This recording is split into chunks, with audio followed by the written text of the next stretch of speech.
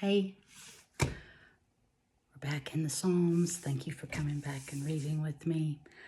We're up to Psalm 60, and I'm going to do 60 and 61 together today. They're both rather short, so I'm going to put them together. 60, I'm just going to read it to you. Different studies that could considered prophecy, and it talks about the tribes in this psalm. And David was in battles at this time. He would go to God and tell me what to do here in these battles. And so I'm just going to read it and let you go back and read through the stories about David and during this time. And because if the one things that might lead to prophecy, I just want you to read them and just know what it says. I'm definitely not going to tell you what to think or what the prophecy is about. I'm not going to do that. But I do encourage you to read on your own. And so I'm going to read 60 and then 61. Has some really good, short, but a good psalm too. So I'm glad you're here today. Psalm 60. Thanks for being here. O God, you have rejected us, broken our defenses. You have been angry. Oh, restore us. You have made the land to quake. You have torn it open. Repair its breaches, for it totters. You have made your people see hard things. You have given us wine to drink that made us stagger.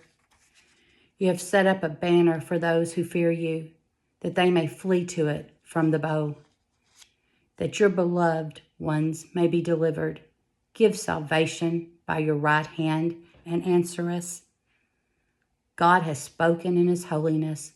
With exultation I will divide up Shechem and portion out the vale of Succoth.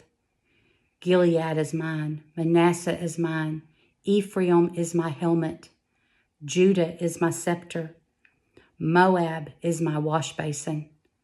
Upon Edom I cast my shoe, over Philistia I shout in triumph. Who will bring me to the fortified city? Who will lead me to Edom? Have you not rejected us, O God? You do not go forth, O God, with our armies. O grant us help against the foe, for vain is the salvation of man. With God we shall do valiantly. It is he who will tread down our foes. I will say something when it talks about, let me find it. I cast upon Edom, I cast my shoe. Sandals were a big part of their life, of course. That's what their shoes were, sandals. And they would walk off boundaries and measure by sandals, and how long it took them to walk would be how much land. So they did a lot of walking, as y'all know. And so the sandal represented a lot of things, and especially in land ownership. And if you cast your sandal, that would be a type of saying, this is my land, or if they were the first sandal to step up on a boundary. So there's so many things regarding land ownership, which is a lot of this here, you guys, when you study so much of that here, and a big part of it.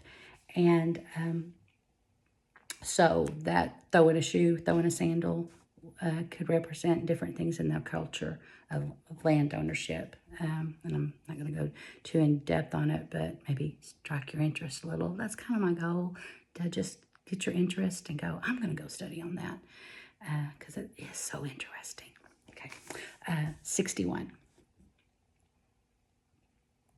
Hear my cry, O God. Listen to my prayer. From the end of the earth, I call to you. When my heart is faint, lead me to the rock that is higher than I. For you have been my refuge, a strong tower against the enemy. Let me dwell in your tent forever.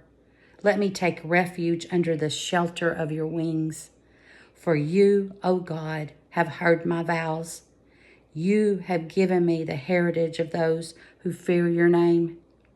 Prolong the life of the king. May his years endure to all generations. May he be enthroned forever before God. Appoint steadfast love and faithfulness to watch over him. So will I ever sing praises to your name as I perform my vows day after day. When he says that, let me take refuge under the shelter of your wings. And I should have looked up the book and chapter and verse. I'm not good at all of remembering those. And but it's throughout Scripture. There's a few places where God says, "Oh, Israel, if I could have, I would have. I just want to take you under my wings like a hen takes its chicks under the wings and protects them." I love those. I mean, I want to be under his wing.